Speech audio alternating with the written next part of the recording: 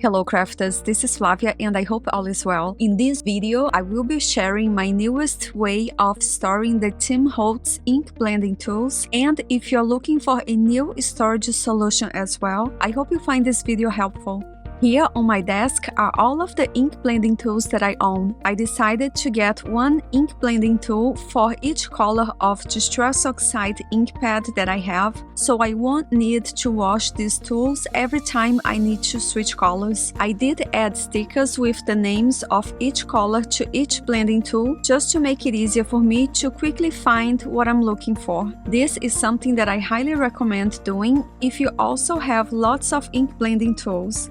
To create these round stickers that I adhere to the top of each one of these, I downloaded the free Reinkers label sheet available at rangerink.com and I printed it on sticker paper and I die cut it using a small circle die plate. And yes, it was very time consuming, but I only had to do it once when I first got these ink blending tools many years ago, and it has been very helpful. To create my new storage solution, I used two photo boxes that I already had, and I believe I purchased these boxes from Michael's Craft Stores, but you can actually use any type of box that you might already have at home. As you can see here, I have already created a label for this box, and now I will add these plastic drawer dividers inside this box to help me keep these ink blending tools standing straight in its place so they do not contaminate each other. I purchased these drawer dividers from the Container Store, and I know that we can also find similar ones at Amazon, and I will make sure to list both options in the description box down below in case you're interested.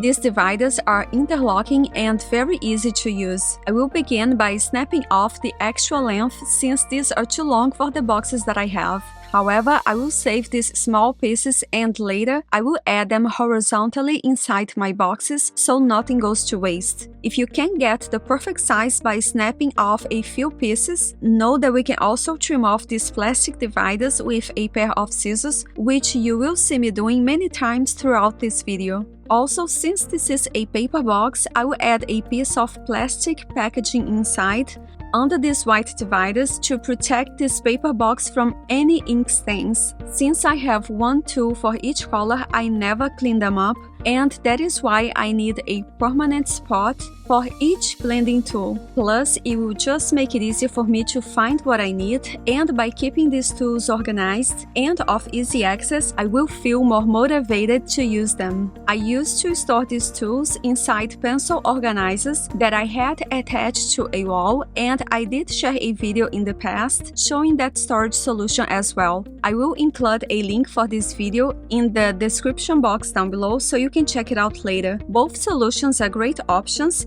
and it really is just a matter of preference.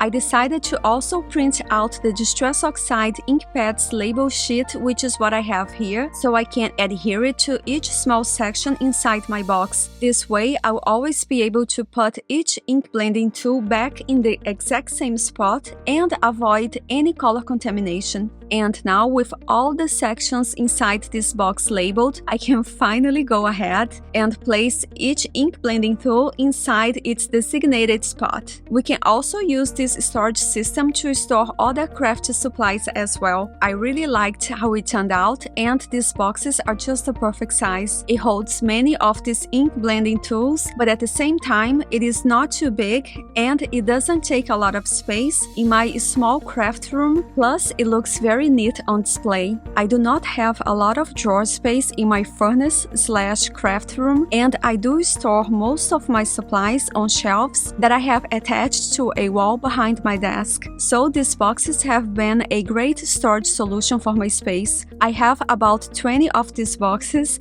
that I purchased about 4 years ago, and I use them to store other supplies as well, such as envelopes, card bases, foil rolls, ink refills, ribbons, pastes, and many more. So this is all that I have for today, and I appreciate you spending this time with me. Feel free to share in the comment section down below any storage tips that you might have for small spaces. Have an amazing day, and I hope to see you again soon.